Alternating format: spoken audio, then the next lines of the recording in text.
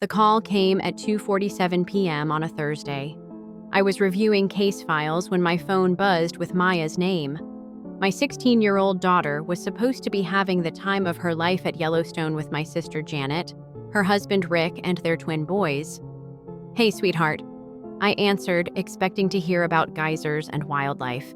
Instead, I heard pain. "Mom, please don't panic, but I need to tell you something." Maya's voice was strained, careful. That tone every parent dreads. My pen froze mid-sentence. "What happened?" "I hurt my wrist yesterday. It's really swollen now and I can't move my fingers properly." I stood up fast, my chair rolling backward. "Hurt how?" "We were hiking near the hot springs. The trail was muddy and I slipped on some rocks. I tried to catch myself, but I landed wrong."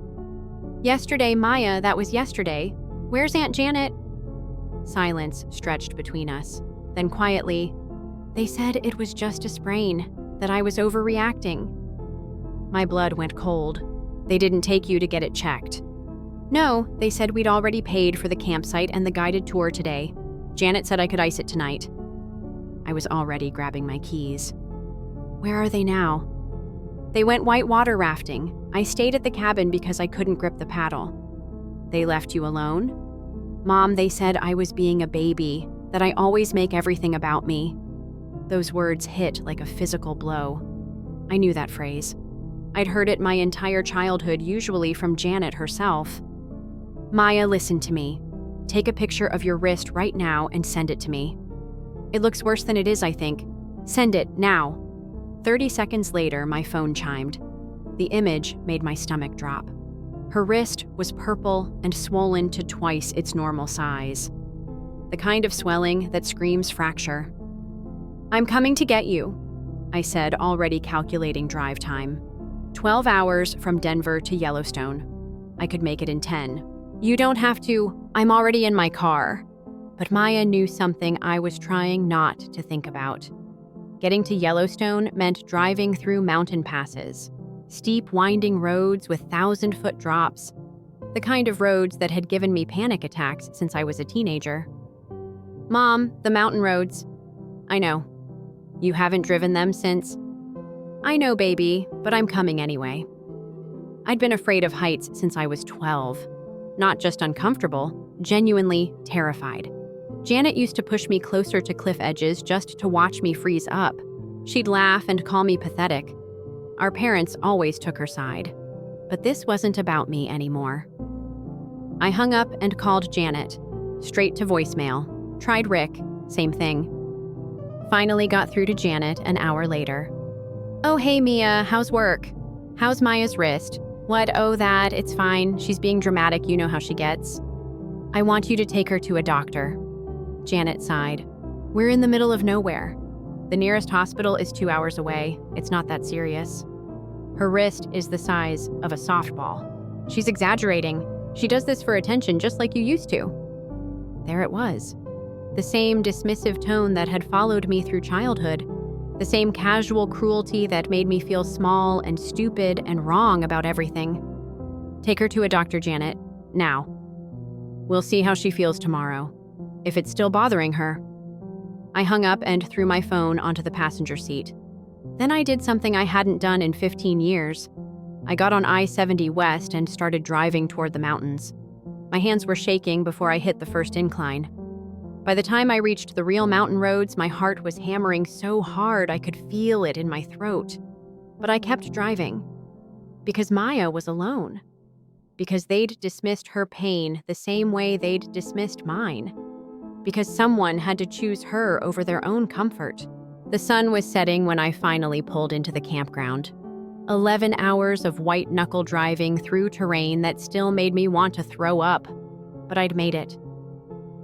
Maya was sitting on the cabin steps, cradling her wrist.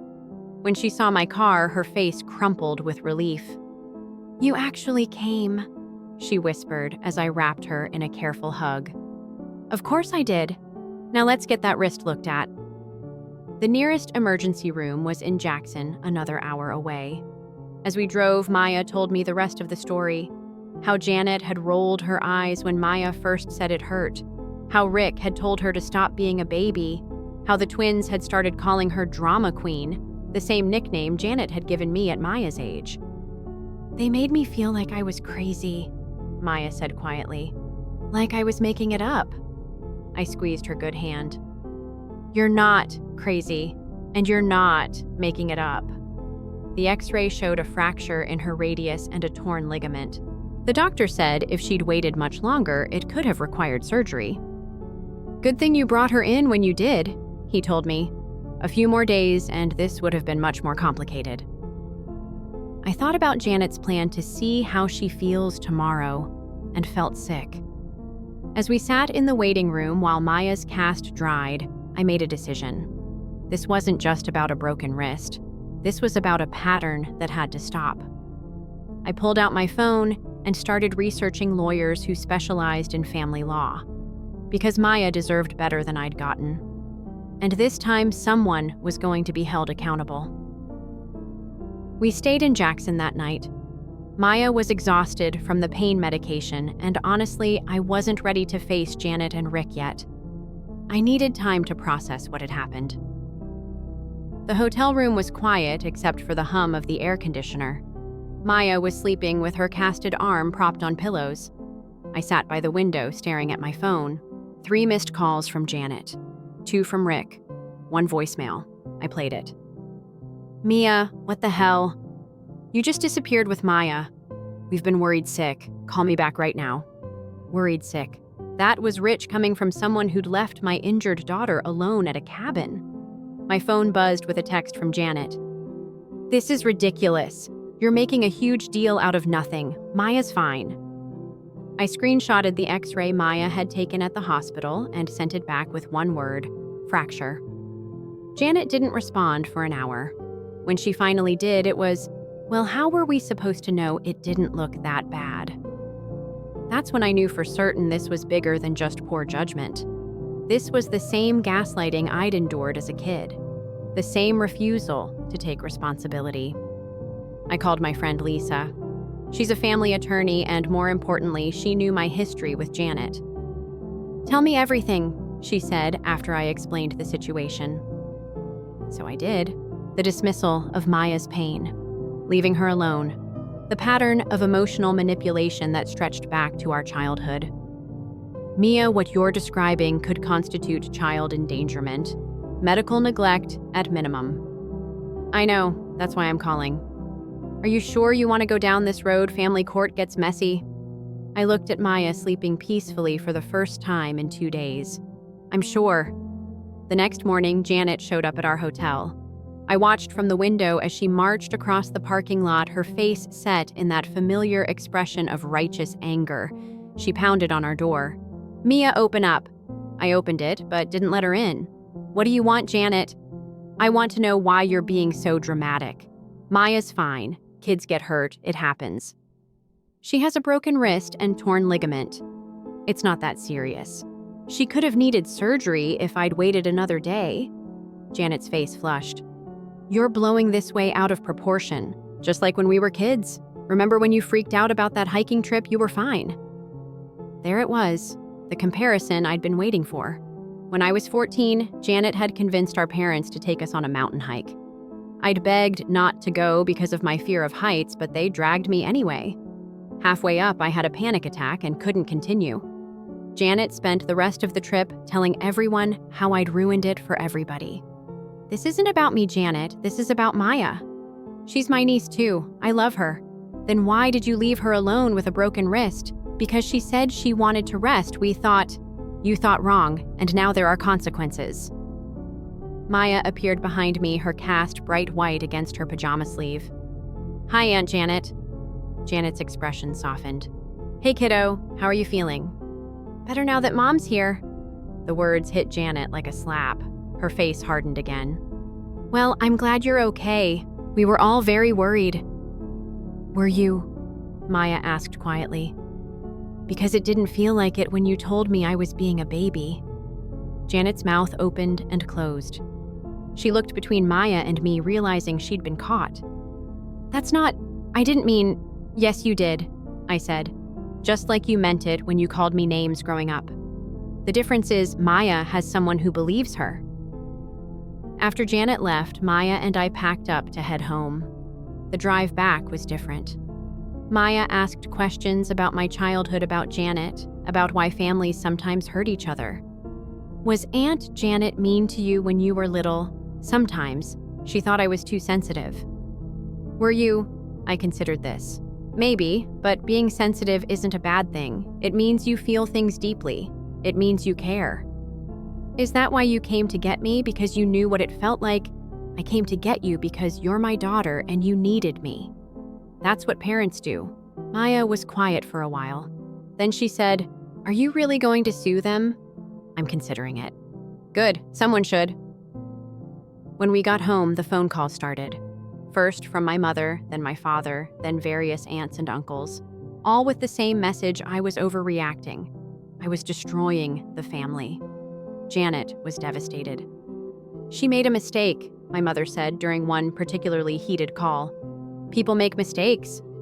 She left Maya alone with a broken wrist after dismissing her pain for 24 hours. That's not a mistake, that's neglect. You're being vindictive. I'm being protective. What happened to forgiveness? What happened to family? Family protects each other, Mom. They don't abandon injured children. I hung up and immediately called Lisa. "File the complaint." The legal process was slow and methodical. Depositions, medical records, character witnesses. Maya had to tell her story multiple times, and each time she got stronger, more confident in her truth. The breaking point came when Rick tried to blame Maya for the accident. In his deposition, he claimed she'd been showing off on the trail and that her fall was reckless behavior. Maya was devastated. "He's making it sound like it was my fault." "It wasn't your fault, and the evidence proves that." Because there was evidence. Photos from other hikers showed the trail conditions. The weather report confirmed it had rained the night before, making the rocks slippery. Maya's hiking boots were examined and found to be appropriate for the terrain. Most damning of all was Janet's own social media. She'd posted photos throughout the day after Maya's accident, showing the family having fun while Maya was alone at the cabin. The timestamps were damning. The case never went to trial. Janet and Rick's attorney recommended they settle, but the damage to our family was already done. And honestly, I was okay with that. Some bridges are meant to burn. The settlement offer came on a Tuesday morning. Lisa called while I was making breakfast. They're offering $50,000 and a formal written apology. I nearly dropped my coffee mug. That's it. There's more. They're also agreeing to mandatory counseling and promising no contact with Maya without your written permission. Maya looked up from her cereal. Even though her cast was off now, she still favored that wrist when she was tired. "What do you think?" I asked her after explaining the offer. She was quiet for a long moment. "Will they have to admit they were wrong? In writing, legally binding? And they can't just show up here anymore, not without my permission?" Maya nodded slowly. "I think that's enough. I don't want their money. I just want them to stop pretending it didn't happen." But the universe had other plans.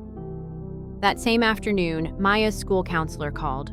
Apparently, Janet had reached out to several teachers claiming Maya was troubled and that I was coaching her to lie about the accident. "Mrs. Chen," the counselor said carefully, "I need to ask about some concerns that have been raised." My blood pressure spiked. "What kind of concerns?" "There's been a suggestion that Maya might be exaggerating her experience, that there might be family pressure involved." I was silent for exactly 3 seconds. Then I said, "Schedule a meeting tomorrow morning and bring the principal." The meeting was tense. 3 school officials sat across from Maya and me looking uncomfortable. I'd brought copies of everything: medical records, photos of Maya's injuries, the legal documentation. "Let me be very clear," I said, spreading the papers across the table. "My daughter suffered a fracture and torn ligament. She was left alone while injured. These are facts, not opinions." Maya spoke up. "I can show you my medical records. I can tell you exactly what happened. I don't need anyone to coach me to tell the truth." The principal looked embarrassed. "We apologize. We had to follow up on the report, but it's clear this was handled inappropriately. After we left the school, Maya was quiet in the car. "I can't believe she called my school," she finally said. "I can. This is what people do when they're desperate. They attack your credibility." "Is it going to get worse?" I pulled into our driveway and turned to look at my daughter. 16 years old, dealing with adult manipulation and legal battles, still choosing truth over convenience. "Maybe, but we're not backing down." That evening, Janet called directly. Not my parents, not Rick. Janet herself. "We need to talk," she said without preamble. "No, we don't. You're destroying our family over an accident. I'm protecting my daughter from people who hurt her and then lied about it. Maya's fine now. Her wrist healed perfectly." "No thanks to you." Janet's voice cracked. "I love Maya. I love you. We're sisters." For a moment, I almost felt sorry for her. Almost. Sisters don't abandon each other when they're hurt. Sisters don't gaslight each other. Sisters don't call schools to spread lies. "I was trying to help. You were trying to cover your ass." I hung up. Maya had been listening from the kitchen doorway. Was that her? Yeah. What did she want? To make this go away without taking responsibility? Maya sat down beside me on the couch. "Mom, can I ask you something?" "Always." "Why didn't you ever stand up to her before, when you were a kid, I mean?" It was a fair question, one I'd been asking myself. "Because I didn't know I could. Because everyone told me I was wrong, that I was too sensitive, that I was the problem." After a while, you start to believe it. Do you still believe it? Some days, but then I look at you and I know better. Maya leaned against my shoulder. "I'm glad you finally got mad." "Me too, kiddo. Me too." The next week brought a new development. Rick lost his job. He worked for a recreational equipment company leading corporate retreats and outdoor team building exercises. Apparently, someone had sent his employer the court documents. Having an employee with pending child endangerment charges wasn't good for business. Janet called our mother, sobbing. Mom called me furious. "Are you happy now Rick's unemployed? They might lose their house." I didn't get Rick fired. His own actions did. "You filed that lawsuit. You started this." "No, Mom. Janet started this when she dismissed Maya's pain and left her alone with a broken wrist. Accidents happen. This wasn't an accident. This was a choice. Every single decision they made was wrong. So now what? You destroy their lives." I thought about Maya sitting in that cabin alone, scared and in pain. I thought about her face when she realized I'd actually come for her. Their consequences aren't my responsibility, Mom. Maya's safety is. The settlement was finalized 2 weeks later. $50,000 that I immediately put into Maya's college fund. A written apology that acknowledged poor judgment and failure to provide appropriate care. And a no-contact order that required my written permission for any interaction with Maya. Janet sent one final text. "I hope you're proud of yourself." I showed it to Maya. "Are you?" she asked. "Proud of yourself?" I looked at my daughter, confident now in ways she hadn't been before, unafraid to speak her truth, surrounded by people who believed her. "Yeah," I said, "I really am." 6 months after the settlement, I ran into Janet at the grocery store. I was in the cereal aisle debating between brands when I heard her voice behind me. "Mia." I turned around. She looked different. Thinner, tired. Her hair was pulled back in a messy ponytail, and she was wearing sweatpants and an old t-shirt. Janet had always been meticulous about her appearance. "Janet." We stood there for a moment, two sisters who'd become strangers. The silence stretched between us like a canyon. "How's Maya?" she asked finally. "She's good. Her wrist healed perfectly." That's good."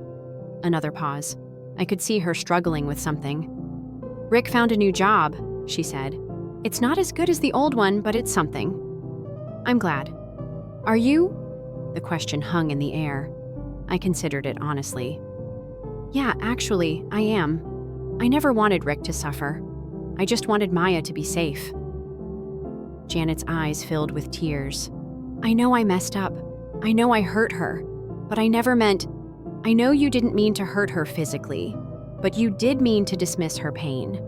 You did mean to prioritize your vacation over her well-being. I thought she was being dramatic." "Like you always thought I was being dramatic?" Janet looked away. "That's different." "No, it's not. It's exactly the same. You learned to dismiss pain because that's what our parents taught us. But I broke that cycle with Maya. By destroying our family." I picked up a box of cereal, then put it back down. "I didn't destroy anything, Janet. I just stopped pretending everything was okay when it wasn't. The twins ask about Maya all the time. They miss her." That hit me harder than I expected. The twins were only 13. They'd been following their parents' lead, but they were still kids. "Maya misses them too," I admitted. Could she maybe see them sometime without us there?" I studied Janet's face. This wasn't manipulation. This was genuine regret. "Maybe, if Maya wants to, and if they can understand why what happened was wrong." Janet nodded quickly. "They do. We've talked about it. A lot." "What did you tell them? The truth? That we made bad choices? That we hurt Maya and didn't listen to her? That actions have consequences?" I was surprised. This wasn't the Janet I'd grown up with. "Rick's been going to therapy," she continued. "We both have. Separately and together." "That's good." "I'm learning about patterns. About how I was raised and how I treated you. How I treated Maya." I felt something shift inside me. Not forgiveness, exactly, but something softer than the anger I'd been carrying. "Janet, I need you to understand something. I don't hate you. I never did. But I won't let anyone hurt Maya the way I was hurt. Not even family." "I know. I understand now." Because this isn't just about one camping trip. This is about a lifetime of being told my feelings didn't matter." Janet's tears spilled over. "I'm sorry. I'm so sorry, Mia. I was awful to you. Our parents were awful to both of us, but I made it worse." "Yeah, you did. Can you ever forgive me?" I thought about it. Really thought about it. "I don't know, but I can try to understand you, and maybe that's enough for now." We talked for another 10 minutes.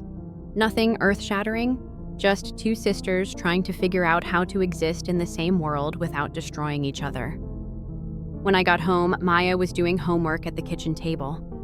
"How was the store?" she asked without looking up. "I ran into Aunt Janet." Now she looked up. "Really? What did she say?" I told her about the conversation, about Janet's apology, about the twins missing her. "Do you think she really means it?" Maya asked. "I think she's trying to. People can change, but it's hard work." "Would you let me see the twins sometime?"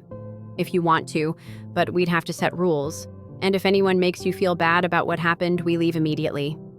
Maya nodded. "I'd like to see them. I miss them too." A few weeks later, I arranged for Maya to meet the twins at a local park. I stayed in the car watching from a distance. The boys ran to her immediately. There were hugs and tears and laughter. They played on the swings and talked for 2 hours. When Maya got back in the car, her face was bright. "How was it?" I asked. "Good, really good. They told me they were sorry, that they understood why I was hurt." "And how do you feel?" "Lighter, I guess. Like I don't have to be angry anymore." That evening, Maya asked me something that caught me off guard. "Mom, do you think you'll ever talk to Grandma and Grandpa again?" My parents had sided with Janet throughout the entire ordeal.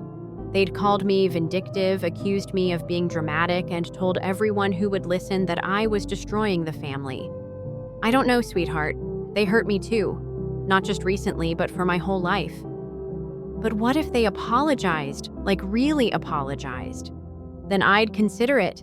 But they'd have to understand why what they did was wrong, and they'd have to commit to doing better." "Do you think they will?" I thought about my parents. Proud people who'd spent decades believing their way was the only way. "Probably not, but stranger things have happened." Maya was quiet for a while. Then she said, I'm proud of you, Mom. For what? For choosing me, for believing me, for being brave enough to drive through those mountains even though it scared you. I felt tears prick my eyes. You're worth every scary mountain road in the world. I know, and that's what makes the difference. She was right. That was what made all the difference. A year later, everything changed again. My father had a heart attack. The call came from my mother at 6 a.m. Her voice was shaky, smaller than I'd ever heard it. Mia, your father's in the hospital. It's serious. I was out of bed instantly. What happened? He collapsed at breakfast. They're saying it was a massive heart attack. I don't know what to do. For all our history, for all the hurt between us, he was still my father. Which hospital? Presbyterian St. Joseph. But Mia, I don't expect you to. I'll be there in an hour. Maya was getting ready for school when I explained what was happening. Are you okay? She asked, studying my face. I don't know yet. Your grandfather and I have our problems, but I don't want him to die. Do you want me to come with you? I considered it. Maya had barely spoken to my parents since the lawsuit. The few times they'd seen each other at family gatherings had been tense and awkward. You don't have to. That's not what I asked. Smart kid. Yes, I'd like you to come, but only if you want to. I want to. The ICU waiting room was crowded with family. Janet was there with Rick and the twins, various aunts and uncles I hadn't seen in months. Everyone looked up when Maya and I walked in. The silence was deafening. My mother approached first. She looked exhausted, aged by worry and fear. Thank you for coming, she said quietly. How is he? Stable for now. They're running more tests. Janet stood up from across the room. She looked uncertain, like she wasn't sure if she should approach. Hi, Maya, she said softly. Hi, Aunt Janet. Maya's voice was polite but guarded. The twins practically bounced over to us. Maya, we didn't know you were coming. Their enthusiasm broke some of the tension. Maya hugged them, and I saw several relatives exchange glances. They'd expected drama confrontation. Instead, they got two kids being happy to see each other. Over the next several hours, a strange thing happened. Crisis has a way of stripping away pretense. People talked to each other because there was nothing else to do. Maya helped entertain younger cousins. I brought coffee to relatives who looked tired. When visiting hours opened, my mother asked if I wanted to see him. Dad looked small in the hospital bed, pale and fragile in a way I'd never seen him before. All the monitors and tubes made him seem vulnerable instead of intimidating. Hi, Dad. His eyes opened slowly. Mia, you came. Of course I came. He was quiet for a moment, then said, I wasn't sure you would, after everything. You're my father. I don't have to like your choices to care about your health. Tears gathered in his eyes. I was wrong. About Maya. About the lawsuit. About all of it. I felt something crack inside my chest. Dad. No, let me say this. I might not get another chance. His voice was weak, but determined. I failed you as a kid. I let Janet bully you. I told you that you were too sensitive when I should have been protecting you. I sat down heavily in the bedside chair. And when you protected Maya, when you did what I should have done for you, I called you vindictive. I was wrong, Mia. I was so wrong. Why now? I asked. Why are you telling me this now? Because almost dying makes you see things clearly. Because I realized I might leave this world without ever telling my daughter that I'm proud of her. Proud of me? You became everything I should have been. Strong, protective, brave. You broke the cycle. I was crying now. Years of anger and hurt and disappointment were pouring out of me. I needed to hear that so many times growing up. I know. I'm sorry it took so long. Maya appeared in the doorway. Can I come in? My father's face lit up. Of course, sweetheart. Maya approached the bed carefully. How are you feeling, Grandpa? Better now that you're both here. He looked at her seriously. Maya, I owe you an apology too. You do? I should have believed you from the start. I should have supported your mom when she was protecting you. Instead, I made everything worse. Maya considered this. You were scared. People don't always make good choices when they're scared. The wisdom in that statement from a 17-year-old girl made my father smile through his tears. When did you get so wise? Mom taught me. Dad looked at me with something I'd never seen in his eyes before. Respect. She's a good teacher. Later in the cafeteria, my mother sat across from Maya and me. I've been thinking a lot this past year, she said, about how we raised you kids, about the patterns we created. Mom, you don't have to. Yes, I do. Your father's not the only one who was wrong. I enabled Janet's behavior. I dismissed your feelings. I taught you both that being sensitive was a weakness. She looked at Maya. And when you needed protection, I failed you too. I'm sorry, Maya. You deserved better from all of us. Maya reached across the table and took her grandmother's hand. It's okay, Grandma. We can do better now. Is it too late? I thought about that question, about cycles and patterns and the courage it takes to change. It's not too late, I said, but it's going to take work, real work. My mother nodded. I'm ready to do the work. Dad recovered. It took months of cardiac rehab and lifestyle changes, but he pulled through. More importantly, our family began the slow process of healing. It wasn't easy. There were setbacks and arguments and moments when old patterns tried to resurface. But something fundamental had shifted. Maya started spending occasional weekends with my parents. Not the long trips of before, but careful, boundaried visits where everyone was on their best behavior. Janet and I began talking regularly. Not best friends, but sisters trying to understand each other. She continued therapy and made real efforts to change how she interacted with everyone. The twins became regular fixtures in our lives again, and Maya flourished, having her cousins back. One evening, almost 2 years after Dad's heart attack, Maya and I were cooking dinner together. Mom, can I ask you something? Always. Do you ever regret it? Fighting so hard, making things so complicated. I thought about that scared 16-year-old girl with the broken wrist. About the phone call that changed everything. About the choice to drive through mountains that terrified me. Never, not for a second. Even though it was hard, especially because it was hard, the right thing usually is. Maya smiled. Good, because I want to be like you when I grow up. What do you mean? Brave enough to choose what's right over what's easy. Looking at my daughter confident and strong and unafraid to speak her truth, I knew we'd broken the cycle for good. 3 years later, I'm sitting in the audience at Maya's high school graduation. She's the valedictorian, which honestly doesn't surprise me. What does surprise me is who else is here. My parents are in the second row, beaming with pride. Janet and Rick sit beside them with the twins, who are now 16 and taller than me. Even some extended family made the trip. Not because they had to, not out of obligation, but because Maya has become someone they genuinely want to celebrate. When Maya takes the podium to give her speech, the auditorium goes quiet.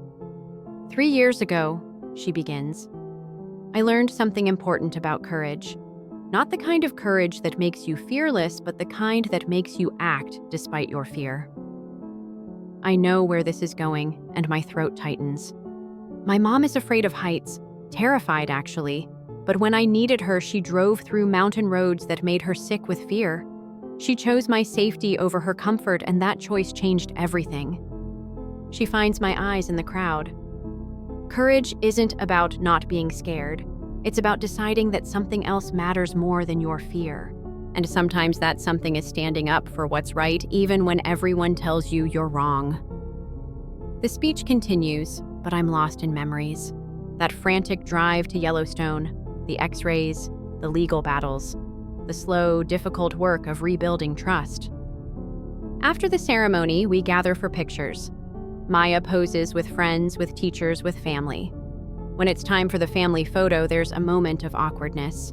Who belongs in this picture? What does our family look like now? Maya settles it by grabbing my hand and pulling me to the center. "Mom goes here," she announces. "Everyone else can arrange themselves around us." And they do. Later, at the graduation party in our backyard, I'm refilling snack bowls when Janet approaches. "Can we talk for a minute?" We step away from the crowd into the quiet corner by the garden. "I wanted to thank you," she says. "For what? For not giving up on us. For fighting hard enough to force us all to change." I study my sister's face. She looks different now. More settled, less defensive. "I fought for Maya. The rest was just collateral damage." "No, it wasn't. You fought for all of us whether you meant to or not. You broke a pattern that was destroying our family." She's right, though I didn't see it that way at the time. "Sometimes love looks like conflict," I say. "Sometimes protecting someone means being willing to be seen as the bad guy." I get that now. I'm teaching my boys the same thing. I look over at the twins who are laughing with Maya about something on their phones. They're good kids. They've learned to apologize when they're wrong, to listen when someone says they're hurt, to take responsibility for their actions. "They're turning out well," I tell Janet, "because I finally learned how to parent them instead of just managing them." My father appears at my elbow, moving slower since the heart attack, but looking healthier than he has in years. "Beautiful party, sweetheart." "Thanks, Dad."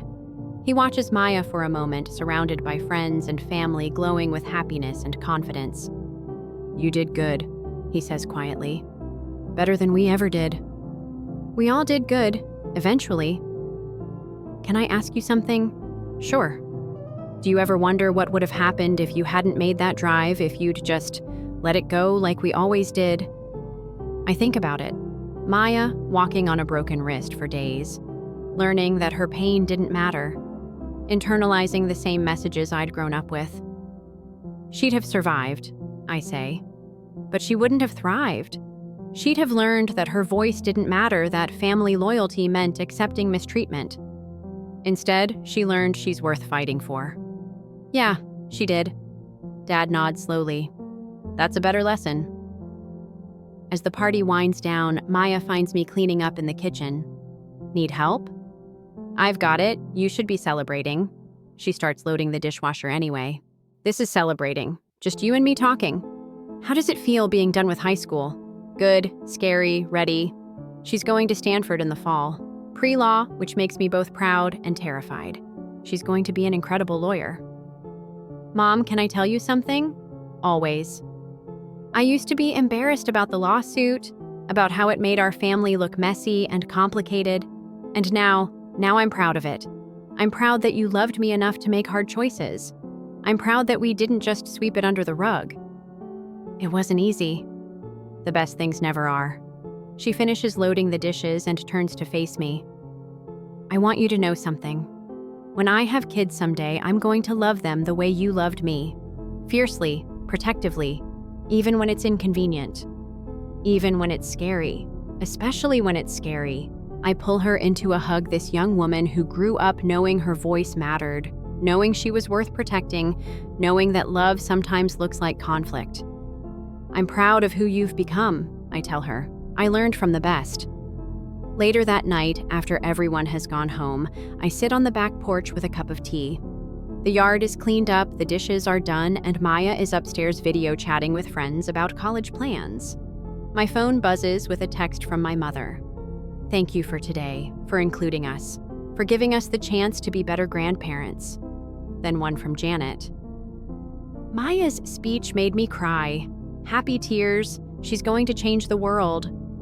And finally, one from Maya herself, even though she's just upstairs. "Thank you for teaching me that I'm worth fighting for. Love you, Mom." I think about that scared woman who got a phone call 3 years ago, who made an impossible choice to drive through her worst fear, who decided that protecting her daughter mattered more than keeping peace. That woman had no idea she was about to transform an entire family. Sometimes the bravest thing you can do is refuse to accept unacceptable behavior. Sometimes love requires you to be willing to lose everything to save what matters most. And sometimes, if you're very lucky, fighting for what's right doesn't destroy your family. It saves it. Maya's going to be just fine. Better than fine. She's going to be extraordinary, and she'll never doubt that she's worth fighting for. That's the best legacy I could ever leave her. Story 2. My 18-year-old daughter's parents informed her that they required her college funds for an urgent operation. She sacrificed all for them. Then they gave my niece a present of $43,000. I didn't yell. This is what I did. A woman gave them a letter 10 days later. They screamed when they opened it. Everything seemed routine and uninteresting the night it occurred. Even the family supper you don't remember the next day. Mismatched wine glasses and lasagna. The doorway still has the odor of floor polish, since my mother had of course cleaned everything, despite the fact that we are not royalty. That would be the last time everything seemed normal, even if I didn't realize it yet. The last time I asked my parents if they had any more of that garlic bread when we were seated at their dining table. That was the last time I had a courteous grin while listening to a narrative I had heard 7 times. It was an ordinary evening. My 18-year-old daughter Kira, who has been experimenting with eyeliner for the past 2 years, perched next to me on the edge of her chair as she always does when she feels anxious around relatives. That's how thoughtful she is. I have begged her to do the exact opposite for the majority of her life, but she tries to avoid taking up too much room. My sister's daughter, Jose, sat across from her. She is 21 years old, attractive, and loud enough to be mistaken for confident. Not a horrible child, but accustomed to being praised. As usual, my sister Erica was radiant, and my parents appeared 10 years younger than they actually were. You would assume they had found the source of pollution. Halfway through supper, Jose got up and tapped her glass with a spoon. I assumed she would reveal a new job or that she was once more engaged to the man she had vowed to block. I put an offer on a property instead, she remarked with a smile. After a courteous pause, there was applause. Erica, my sister, broke down in tears. As if her granddaughter had just won Miss America, my mother put a hand to her breast. Jose went on, his eyes bright. Without Grandma and Grandpa, I couldn't have succeeded. There are no words to describe what they offered me. It was quite giving, much more than I could have ever imagined. I clapped and grinned. Kira didn't. I'm so appreciative that I feel compelled to share the amount, even though I didn't want to. The amount was $43,000. The move truly brought tears to my eyes. Tears and gasps were heard. Almost leaping over the table to give them each a hug, my father made a joke about inflation. I believe I remarked something along the lines of, "Wow, that's amazing," since it was giving. Yes, rather unexpected. However, we've all been keeping quiet about our money recently, so perhaps they were just being nostalgic. I didn't give it much thought. I didn't experience any harm or exclusion. Other than Kira, I felt nothing out of the ordinary. She was still. She had a half-eaten salad next to her untouched fork. She had her fists clutched in her lap, in a manner that I nearly missed. Leaning over, I said, "Are you all right?" She didn't glance up as she nodded, simply exhausted. She mentioned she wasn't feeling good when she got up 15 minutes later. She insisted on riding the bus home even though I offered to take her, claimed to need the air. I released her. If only I had known what awaited me at home, I'd have chased after her. Instead, I assisted with dish clearing and poured another glass of wine. An hour or so later, I arrived home. The kitchen light was the only source of light in the otherwise gloomy house. Still wearing her jacket, Kira sat at the table. Beside her, her phone was face down. She didn't appear to have moved. "Hey," I murmured softly. "Speak to me, what's happening?" She took a while to respond. I could see her struggling to know where to start. Her eyes were bloodshot and her voice was hardly audible above a whisper when she gazed up at me. I handed my college fund to my grandmother. I blinked. What everything? $43,000 in total. I gave it to her. It was one of those times when your brain slows down time in an attempt to protect you. Out of disbelief, I believe I even laughed a bit. "Hold on. What are you discussing? Why, she informed me that she would require it for surgery, Kira said. She said that she was in excruciating pain all the time, that her insurance did not cover it, and that she didn't want to bother anybody else by telling them. With the floor sinking slightly beneath me, I took a seat across from her. She said that after years of delaying it, it was suddenly urgent. She informed me on my 18th birthday that she had been waiting till I could access my money. I tried to blink it into understanding as I looked at her. And you kept it from me. Her red-rimmed eyes gazed up at me. She requested that I keep it a secret, said that if she made it a big deal, people would be concerned and try to stop her. I simply believed I might be of assistance. I assumed I would take a year off from employment and apply for school loans. If I could prevent it, I didn't want her to suffer. I wanted to have a positive impact. A pause occurred. Quieter this time, she added. I was afraid and didn't do it. I wanted to do it, so I did. I felt sick to my stomach. What is the amount? Even though I already had the answer in my chest, I nevertheless asked. With trembling hands, Kira took out her phone and flipped the screen in my direction. 43,000. For surgery, the memo line added. I hope all is well with you. A little crimson heart comes next. I gazed at it as if it might blink. It remained just where it was, and all other things abruptly stopped, as if I had misunderstood the number. I apologize, she muttered. I gave it some serious thinking. You don't have to apologize, I answered in a flat, quiet voice. You were misled. He broke down in tears. I then drew her close to me and hugged her. I wasn't there, though. I remained on the couch. My thoughts. It was silent, concentrated, frigid, and already in motion. Putting together a list. I didn't yell. 10 days after I began making plans, a lady gave my parents a letter. They screamed when they opened it. There is a term that people frequently use. Our family is much like any other. I used to repeat that to myself in that calm, reassuring way you attempt to explain things to yourself, not aloud, not like a catchphrase. Yes, my dad conveniently missed every birthday that didn't include a male, and my mom was capable of passive aggression. However, nothing unusual, is it? Every household is different. I had that thought. Looking back, I see a very different picture now. Not because they were villains from cartoons. It would have been simpler. It's because up until it wasn't, everything appeared to be quite normal. I used to convince myself that they were decent individuals who occasionally made errors. And I believed that for a long time. My parents didn't throw Erica out when she became pregnant at the age of 17. She was not humiliated by them. Like they were getting ready for round 2, they bought her pregnant vitamins and began reading parenting literature.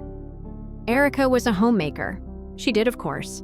They instantly went into this all-consuming grandparent mode, even though Josie was still a teenager, as if she had been given a heavenly makeover. I found it to be lovely at the time. I was 20 years old, balancing a long-distance romance that should have ended 6 months earlier, a part-time job, and examinations. I had no time for jealousy. I truly respected them for taking charge and for being the sort of parents that didn't condemn their child for seeking assistance. But in the middle of being devoted and helpful, something changed. In addition to being devoted grandparents, they treated Josie as if she were their own. An hour from now, a final attempt at doing things correctly. And to be honest, until they started requesting my assistance, it would have been okay too. At first, it was little issues. On your way home, is it possible to pick up diapers? Erica feels overburdened. Can you spend the weekend with Josie? Every time I said yes. Since I didn't yet have children, I assumed that was what families did. We support one another. However, once I graduated and started my first work, my assistance gradually transformed into money. They began phoning and saying things like, "We're a little short." Josie needed new shoes for dancing class this month, and Erica's hours were reduced. I didn't ask any questions. The money was manageable back then, and I adore Josie. Everything changed all of a sudden when I had Kira. I recall the first time I brought Kira over. She had only been born for a few weeks. Little Pink, that stage of the wide-eyed newborn alien.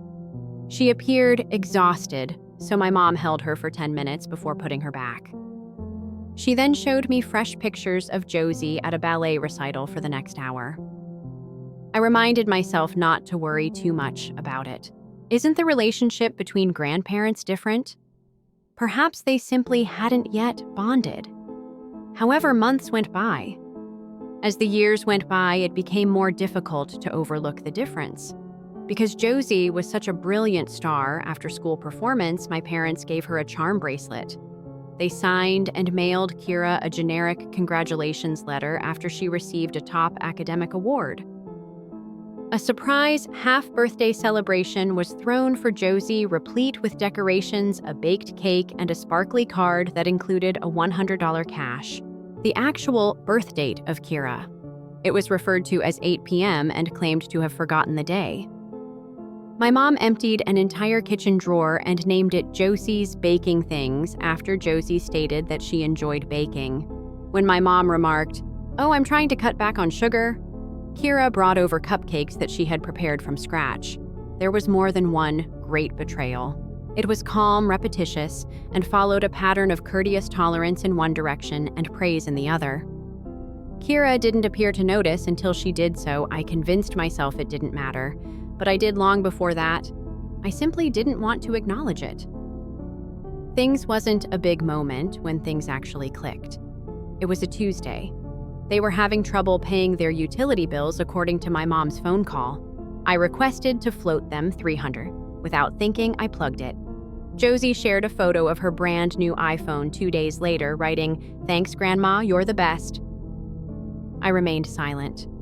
That was the last time I donated the money carelessly, although not then. I started saying no securely after that, kindly offering complimentary iPads. However, I never imagined that I would have to shield her from her own grandma. The parenting guidebook didn't cover that one. They were not only dishonest with her, they took $43,000, gave it to someone else, and wrapped it in an embrace. I can't stop wondering, were they always like way, or did their preoccupation with Josie ultimately cause them to lose their common sense? In any case, I didn't see it, and the cost is being borne by my daughter. Literally. That night, I didn't get any sleep. I laid in bed and stared at the ceiling fan, trying to figure out how, in only 2 hours, we had gone from having a typical family meal to my daughter having no money for college. Graham, my spouse, frequently inquired about my well-being. I lied. I got up at 3 a.m, went into the hallway barefoot, and barely opened Kira's door enough to verify that she was still breathing. That was something I hadn't done since she was a baby. She was still on the phone on her chest, curled up in a ball hoodie. I drove directly to my parents' place in the morning. I kept my departure from Graham a secret. I didn't make a phone call. Her face was what I wanted to see. I had to. There was silence in the house. Towers of leftovers on the counter wrapped in foil. In the sink, wine glasses are soaking. The aftermath of an ideal little family meal. In her robe, my mother opened the door. The corners of her eyelids were still coated with mascara. She blinked at me as if I were the odd one out. "Dana, is everything all right?" she asked. "Tell me, please," I said as I entered. She made no attempt to stop me.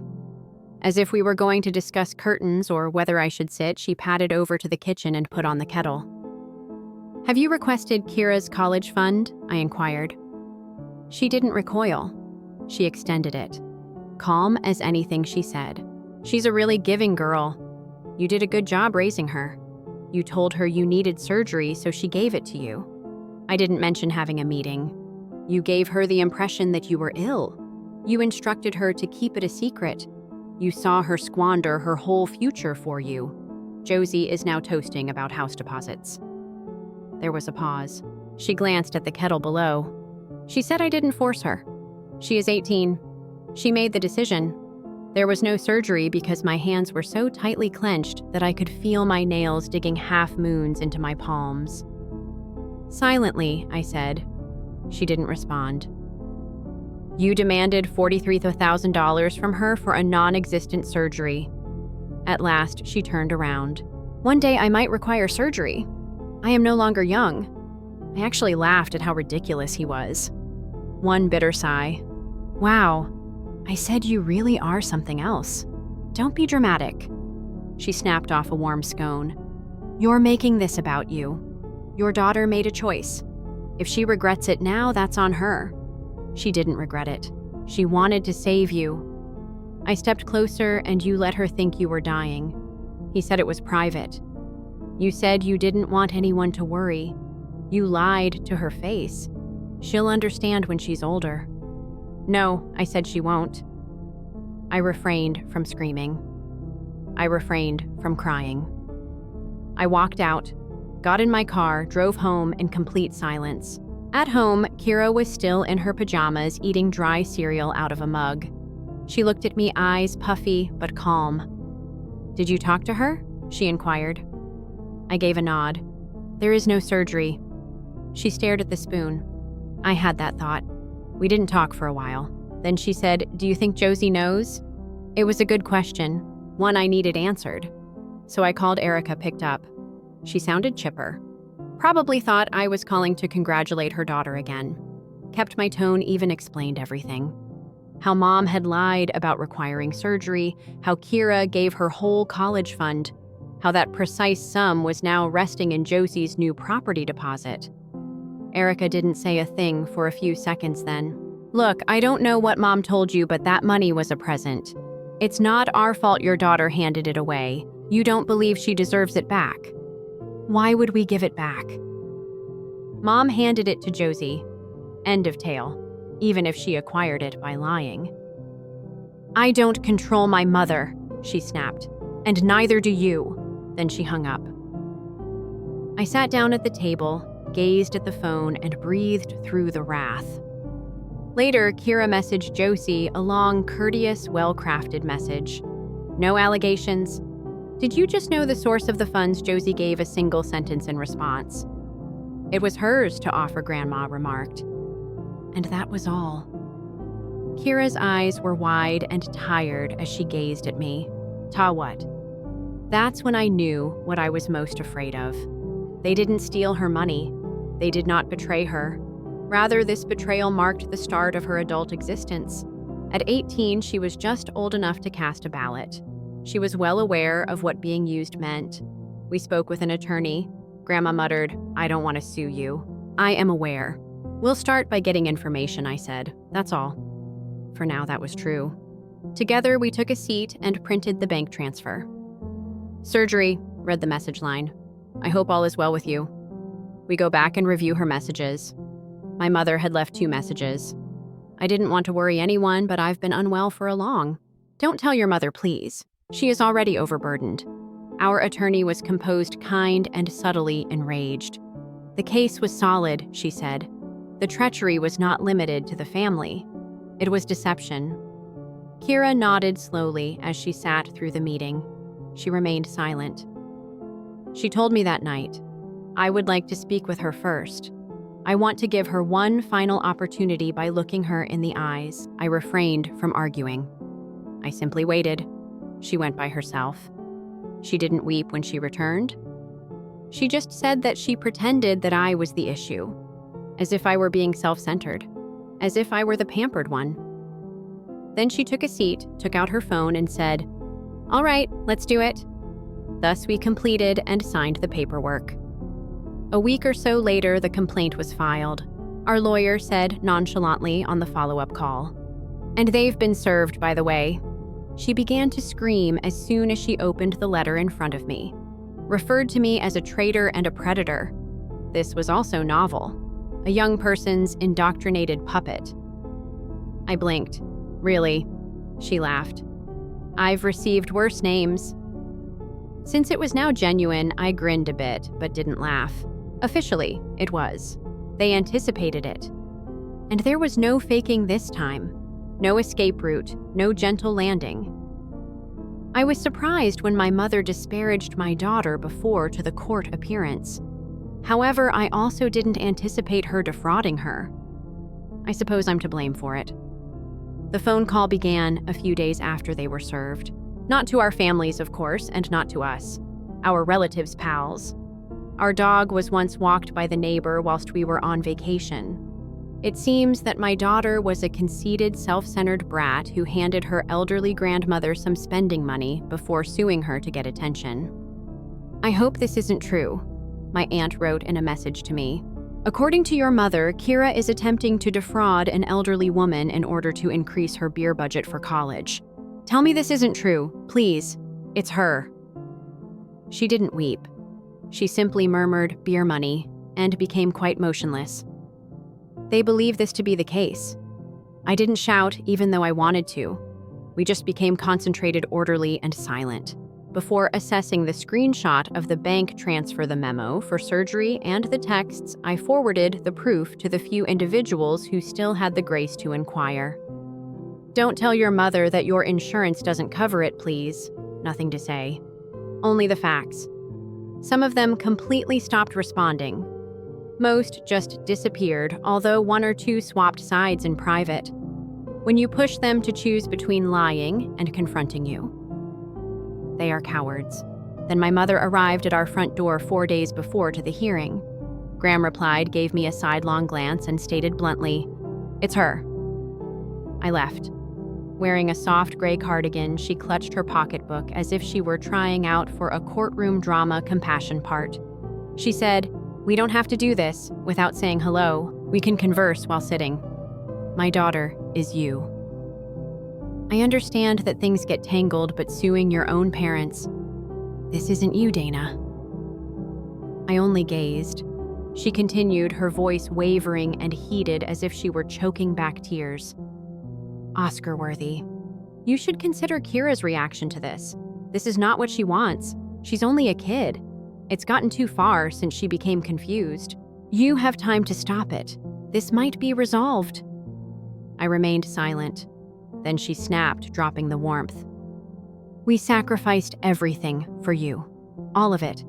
And you pay us back like this." I was more used to that section. I didn't yell. Stated that you gave her nothing. Everything was taken by you. Muttering something about guilt and treachery. She trembled and walked away. Exhaling as if he had been holding his breath for a year, Graham shut the door behind her. Then the day was caught. We got there early. Kira seems calm despite her pallor. She held her purse like it was her lifeline and donned a black jacket that she had borrowed from a friend. I said very little. I simply sat next to her.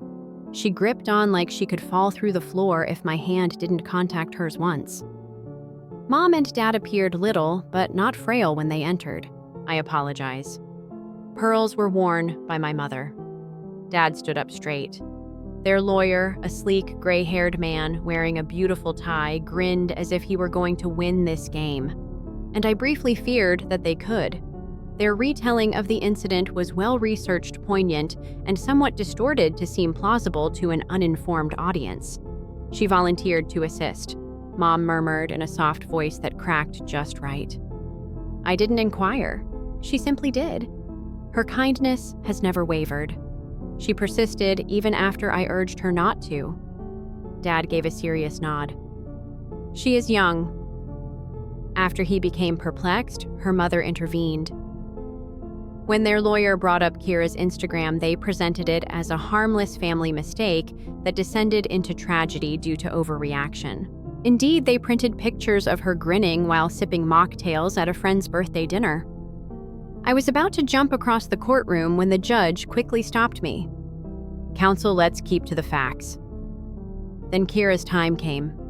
I think my heart broke just seeing her get up and go slowly to the stand. She read the surgical bank memo out loud. "I hope all is well with you." She then displayed the text. She trembled but did not break her voice. "Oh," he said. She informed me that she was in agony, that her insurance did not cover it, and that she did not want anybody to know. She didn't want to be a burden, so she requested me to keep it secret. The judge looked over at my mom. Was a surgical procedure planned? Mom hesitated. Then it is not planned, but it may be required. I've experienced symptoms. Have you visited a physician? Yes, but I can't recall the name. Was a diagnosis made? I didn't want the family to be concerned. And without informing her mother, you took $43,000 from your granddaughter. She wouldn't want me to say no. I thought, her grandma is me. Additionally, did you spend any of that money on medical bills? Quiet. Did you or did you not utilize the money to give your other granddaughter a deposit of $43,000? It happened by accident. For a very long period, the judge gazed at her. He then discussed the court's decision to support Kira Whitmore, the plaintiff. The entire $43,000 plus legal fees must be paid back by the defendants.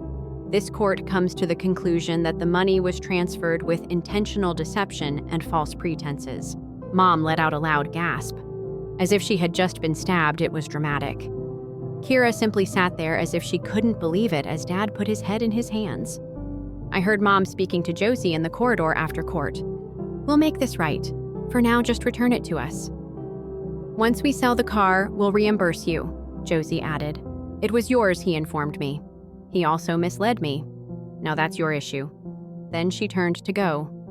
Erica declined to assist, remarked that she didn't want to get pulled into this circus and that she already had her own mortgage. My parents' house was put up for sale a week later. After 2 months, they were renting a 1-bedroom apartment without a dishwasher and with peeling paint. I choose not to attend. Justice isn't always clear-cut, so I didn't have to. It comes in payments, proof meals, legal bills, and quiet in the end. A year and a half later, she is in her 2nd year of psychology school. She claims that she wants to have a deeper understanding of people, what drives them to deceive, control, and turn on those closest to them. She's doing okay. Still giving. Kind, though. Now, though, she checks again before disclosing anything. My parents, Erica and Josie, are still not in communication with us. And to be honest, things are quieter now. Cleaner. We get better sleep. What took place broke a part of each of us. However, it also created something novel, something more powerful. Tell me, however, did we go far enough or too much? Tell me in the comments below. Remember to press the bell and subscribe if you would want to see more tales like this one. Story 3. My sister broke my daughter's iPhone on her 17th birthday, then reported her to the police. My sister had the full support of both of my parents, even endorsed a fictitious police report. I didn't shout. This is what I did. After 3 months, my sister was sorting trash while my parents were in a panic. Shortly after sunset, I received the call. Unknown figure. I was on the verge of leaving it on voicemail. I don't respond to spam surveys or unintentional Amazon charges, but I felt compelled to respond. Mom was Ellie, my daughter. As if she were holding her breath, she fell silent. The police station is where I am. Are you able to come fetch me? I got up so quickly that I bumped into the cafe table. My hubby stopped talking in the middle. What took place? I'm all right. Please just come. I took no action. Why are you using a different number to call? Where's your phone? A pause. Julie then shattered it. My younger sister is Julie. I blinked. What did she do? She destroyed it. Then she reported me to the police. There was no more noise in the cafe, just my heartbeat hammering against my rib cage and the hum of the above lights. Ellie, what are you saying? She made a police call. I shoved her, she said. Were you aware? Her voice broke. She went down. However, she now claims that I assaulted her. I didn't ask any more questions. We're on our way, I informed her. It was a quick, silent trip that seemed to go on forever. My spouse clutched the steering wheel as if it had personally harmed him. I merely tried not to shake my hands while gazing out the window. Julie's arrival tonight was completely unknown to me. Ellie had already gotten everything set up with our aide. After some decorations, music lights, and snacks give her some room. It's typical. When parents trust their children, they do this. She was expected to enjoy her evening. That's all. Good, but not flawless. Not like this. A night that doesn't end in a police station. Not due to Julie. Not because she was reported to the police by her own aunt. Everything seemed out of balance when we entered the station, as if I had entered a different version of myself. The chairs were too plastic and the fluorescent lights were too bright. It was too quiet in the waiting room. A young policeman emerged. His voice was that of someone who didn't want to be doing this, and he had a clipboard. "She's being released to you tonight," he said, barely glancing up. "There's no charge yet. Then why is she here?" "There was an accusation of assault. She's under investigation." I didn't trust myself to respond to that. I just nodded. They brought Lee out a few minutes later. She looked like someone had unplugged her. Her face was blotchy, her eyes puffy. She was holding a clear plastic bag inside the shattered remains of her phone like evidence from a crime scene. She didn't speak until we were back in the car. "It was supposed to be a normal party," she said finally. Then she showed up. I didn't say anything. Neither did my husband. I told her I'd call you, and then she took my phone. She swallowed hard, and then she fell. She went down. I didn't touch her. I took no action. Another pause. Now she's saying I shoved her, that I attacked her. I turned in my seat. "Did anyone else see what happened?" She hesitated. "Some people were outside, but her friends backed her up." I nodded slowly. Then I said, "You're not going to jail. But what if you're not going to jail?" She didn't believe me yet. That was okay. She didn't need to believe me. She just needed me to believe her. I faced forward again. The city lights streaked across the windshield. My husband took the next turn to fast. Nobody said anything.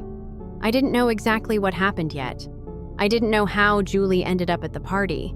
I didn't know why she was there or what she said or how it escalated.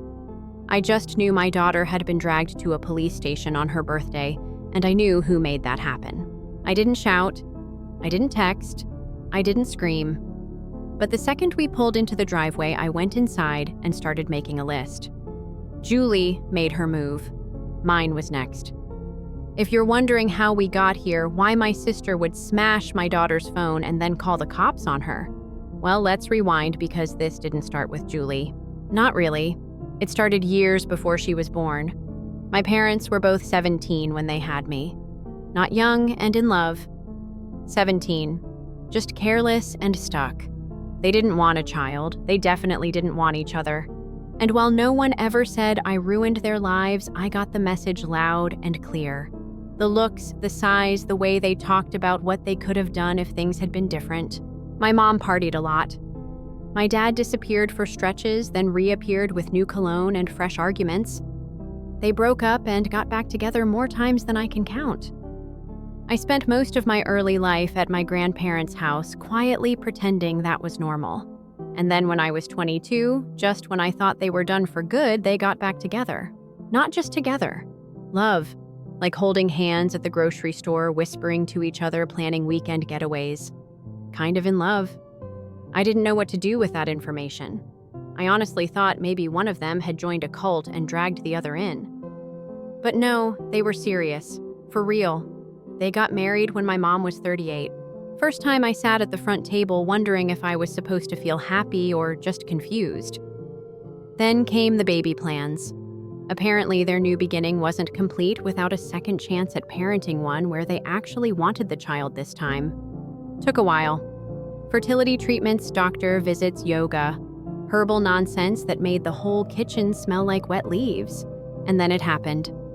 My mom got pregnant at 39, and she was over the moon. She posted the ultrasound photo with the caption "Miracle." Loading, and started saying things like, "It feels like I'm going to be a mom for the first time, right?" Sure, first time. Got it. Julie was born healthy, and from the moment she opened her mouth, it was clear this child would want for nothing. Monogrammed blankets, monthly milestone photos, organic everything. My mom became the kind of mother I used to see in parenting magazines and assume were fictional. I tried not to take it personally. They had more money now, more stability, more Pinterest boards. Maybe they were finally doing things the way they'd always wanted. So it hurt. Watching your newborn sister get the life you never had from the same folks but older and more excited. Then, when Julie turned 1, I found out I was pregnant with Allie. I was in a steady relationship. We had a plan. I informed my mom over supper. Nervous, but optimistic. I thought maybe this might be something we share. She stared at me, blinked, and said, "You're going to make me a grandma before I'm 40. No. Congratulations. No embrace. Just that she backtracked later, claiming it was a joke. Said she was happy, but she didn't show it. She didn't assist with anything. Didn't ask about names. Didn't show up at my baby shower. She didn't even attend the hospital when Allie was born. She texted a thumbs up emoji and added, 'Call me when things settle.' That was 17 years ago." In case it is unclear, Julie did not have a well-adjusted upbringing. She is a brat, but I'm trying to be kind. When she doesn't get what she wants, she lashes out. She is harsh in a subtle, theatrical manner that causes scars even if it isn't exactly bullying. "It's okay to be simple," she once told Allie. "Everyone doesn't have to be fascinating." She has a reputation for being dramatic, gossiping, and insulting instructors at school. One of those children who believes that being direct is a quality, and all of it is made possible by my parents. Julie has a desire. He understands. Julie snaps. She's simply sensitive. Julie disparages someone on the internet. It's too serious for you. My daughter Allie, meantime, grew up witnessing all of this. Allie, who is mature beyond her years and compassionate and considerate. Allie organized her own birthday celebration, including the soundtrack and allergy labeling. Allie had requested that Julie not be invited. I intended to enforce that, and I respected it. Nevertheless, Julie somehow made an appearance. Here we are now. The trip home was a quiet one. As if the outer world had personally insulted her, Allie sat with her arms crossed in the passenger seat and gazed out the window. I clenched one hand in my lap and kept the other on the wheel. I'm forcing myself not to pound the dashboard or weep. Neither would be beneficial.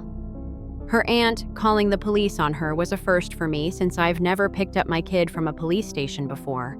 Her aunt, who is 18 on her birthday. I prepared her tea when we arrived home. She told her to breathe since she didn't want to. Then I said, "All right, let's start at the top." This time, slowly. Allie gave a nod. She had a pale, blotchy face.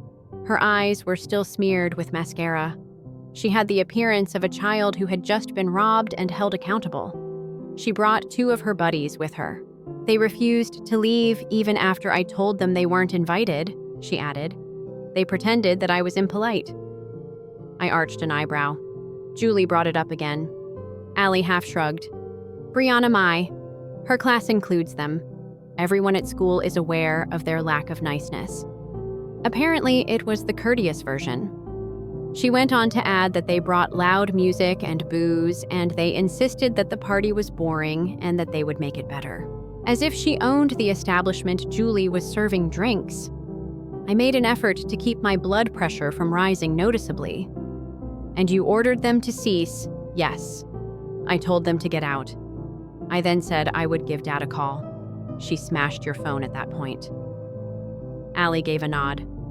"Oops," she said after snatching it from me and slamming it onto the patio. "You ought to use your inexpensive phone with more caution." I clenched my jaw. Even though I already knew what was going to happen, I asked. She went down the stairs after turning around and slipping, completely alone before yelling that I had shoved her.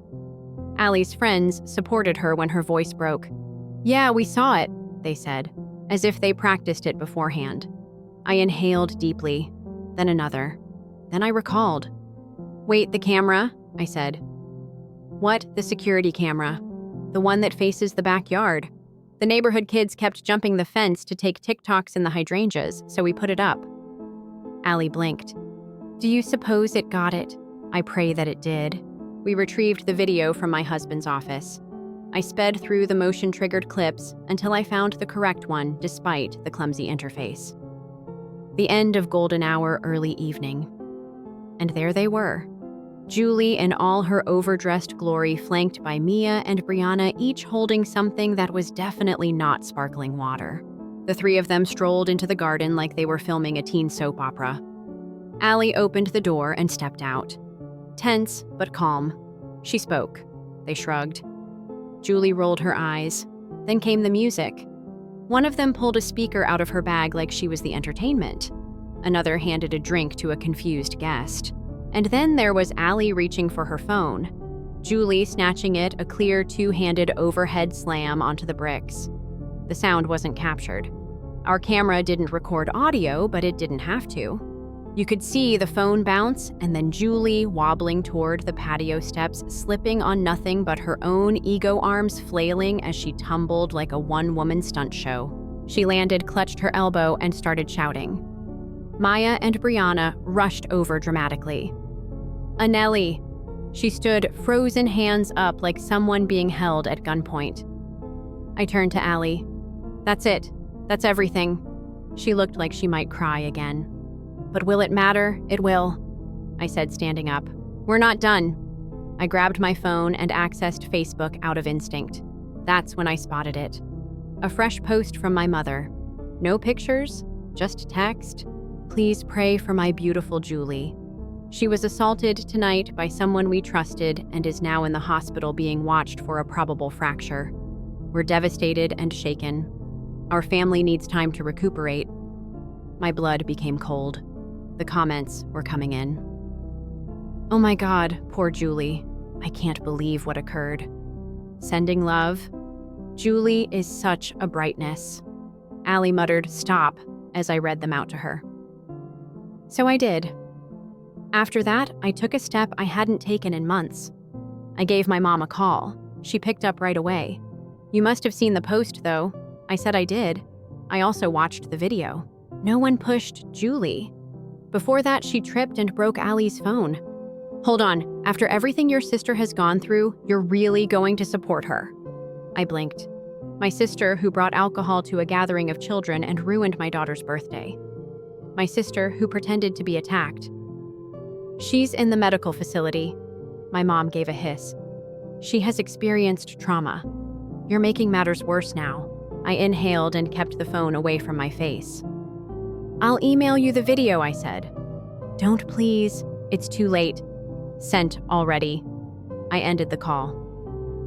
After 5 minutes, my phone rang once more. I replied, You believe you're smart. My mom lost her temper. Do you honestly believe I'm that foolish? I remained silent. It's a phony video. Fake, of course. Modify it. What you and your spouse done to it is unknown to God. I went cold. Please pardon me. He is a video editor, as everyone knows. To make Julie appear awful, you most likely utilize some AI nonsense. Would you like to ruin your family? I didn't respond. Pay attention to me. She went on, panting with anger. If you attempt to report this to the authorities, I won't have you as a daughter if you try to upset poor Julie. When you understand what you've done, don't come to me in tears. Calmly, I said. Julie told a falsehood. You are aware of it. You witnessed it. Farewell. After spitting, she hung up. After a second of staring at the screen, I put my phone down as if it were about to blow up. I wasn't affected by the danger. It was the fact that she stared directly at the truth when I presented it to her, and decided on the falsehood. All of a sudden, everything made sense. That night, I didn't get any sleep. I was angry not because I was afraid. You have two options: contact a lawyer or yell at someone. I chose the latter. I had an appointment at 9:07 the next morning, and by 4 p.m., my lawyer had the video witness accounts from Ali's two companions and a very tactful strategy to file charges. Not combative, just the facts, both criminal and civil, for harm to property, making a fictitious police report and trespassing. Ali remained silent while we collected everything. She appeared worn out, as though she had been accused of assault on her birthday and was now waiting for grown-ups to act appropriately. I assured her that we would. The investigator working the case called me 3 days later. Hello. I simply wanted to let you know that your parents and sister Julie sent us many written statements today, he added. I blinked. Hi. Parents, indeed. Julie was pushed down the steps according to all three, and both parents claimed to have seen the shove happen. I stopped. I apologize. What they signed official declarations while facing perjury charges. I almost dropped my phone. They did not even exist. They weren't at the party, I said. They were not invited at all. Carefully, he added, I'm just telling you what we received. I hung up, thanked him, and sat down like if my knees had given out. For what on earth do you do with that? In my life, I had witnessed some amazing falsehoods, but swearing and signing a legal document. While you were on the other side of town, you witnessed your granddaughter pushing your daughter down the stairs. That was brave. That was a whole other matter. And regrettably, for them, something that can be proven to be untrue. You see, my folks weren't simply absent from the celebration. It was obvious that they weren't at the celebration. They said they witnessed Ali pushing Julie down the stairs that same evening. At her favorite pricey store, my mother was carrying a jar of jam. Digging wasn't even necessary. She was seen smiling while holding what is known as mango meditation in a picture. 7:41 p.m. is the timestamp. The very moment she allegedly saw the fall from our backyard. She even made a remark. A treat every time. I love helping out the community. I forwarded it to our attorney. Her response, lovely. That's a fruit-topped confession. At the same moment, my dad posted a public Google Maps review of a cafe down the street because the world has a dark sense of humor. Excellent. Espresso. Assistance. Slow. Between the stores and the digital footprints. Film from internal security. Everything we required to demonstrate that they were not in the vicinity of our home was in our possession. Then the last blow was delivered. A neighbor stepped forward and stated that while walking his dog 10 streets away that evening, he had ran into my parents. After they wrote about the incident, he even messaged them to express his confusion. Around the same time my mother left him on read, he had talked to them. Everything was packed by our lawyer. Timestamps, screenshots, metadata, a neighbor's sworn declaration, and a forensic assessment confirming the security film was unaltered. Unaltered. Unfiltered. Not really deep. Lied. With a single line of summary, the file was sent over to the police. In addition to not pressuring anybody, 3 people purposefully submitted a false witness statement on behalf of my client's kid. It was many days before we heard anything. Next, a phone call. The officer who processed Ali and Julie verbally apologized and legally and fully withdrew the accusations against her. A bargain was proposed to her. No trial, if she accepted responsibility. He agreed to complete 60 hours of volunteer work. Alcohol education is required. Payment for Ali's phone. In the mediation room, she didn't even glance at us. Wore sunglasses indoors, like a famous person who is allergic to repercussions, as well as my parents. Their submission of fraudulent statements resulted in a fine. It was enough to make them uncomfortable in public, but it wasn't jail time, and so eloquent that our lawyer gave us one of his rare smiles. Then, however, came the unexpected portion. I assumed they would back down and be embarrassed. Proceed. Keep quiet. They really stepped up. My mother made a public status update. This is the result of rewarding falsehoods and punishing truth. Julie is getting better. Jealousy and manipulation have ripped our family apart. We will not be quieted. There were differing opinions. You mean when someone brought booze to a party? Ellie's classmate said. They broke a phone and weren't invited. I viewed the video someone else contributed. You people are insane. After then, more individuals began to speak up, initially in a quiet manner. My aunt sent an SMS. We watched the video. I'm so sorry. At first, we trusted them. My cousin wrote, "We're not going to make that mistake again. Your mother needs assistance, genuine assistance." Facebook comments were even left by my father's golfing friend, who I had never met. I'm hoping the girl is doing well. It's embarrassing. I had the hope that my mother would eventually remove the post. Not at all. In her second piece, she discussed how deepfakes were destroying families and how AI manipulation was occurring. She hinted that Ellie had a past filled with erratic behavior and jealousy. I felt like screaming. I blocked her instead, blocked both of them. Because this is the problem.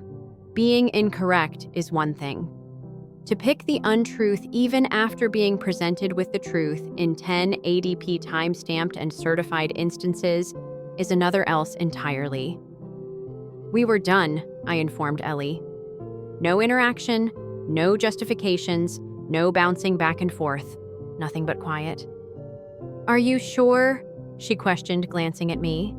Yes, I'm sure, I said. We will not appear in court once more.